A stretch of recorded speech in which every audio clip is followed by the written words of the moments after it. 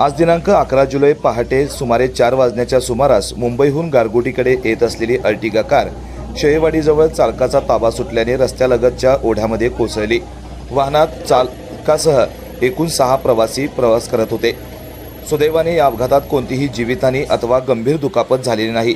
या अपघाताची माहिती राज्याचे आरोग्यमंत्री तथा कोल्हापूर जिल्ह्याचे पालकमंत्री प्रकाश आंबेडकर यांनी स्वतः दिली। तसेच त्यांनी घटनास्थळी उपस्थित राहून मदतकार्याचा आढावा घेत संबंधित यंत्रणांना आवश्यक त्या सूचना केल्या। स्थानिक नागरिकांच्या तत्पर मदतीने वाहनातील सर्व प्रवाशांना सुरक्षित बाहेर काढण्यात आले। यानंतर जिल्हा आपत्ती व्यवस्थापन पथक, पोलीस प्रशासन आणि सार्वजनिक बांधकाम विभागाने क्रेनच्या सहाय्याने ही कार ओढ्यातून बाहेर काढली। या वाहनामध्ये चालक अब्दुल कुरेशी, नेहा मांडवकर, प्रदीप मांडवकर, दिनकर मांडवकर, शकुंतला मांडवकर, अमितराजे मांडवकर हे प्रवास करत होते। सुदैवाने मोठी दुर्घटना टळल्याने सर्वांनी सुटकेचा निश्वास सोडला।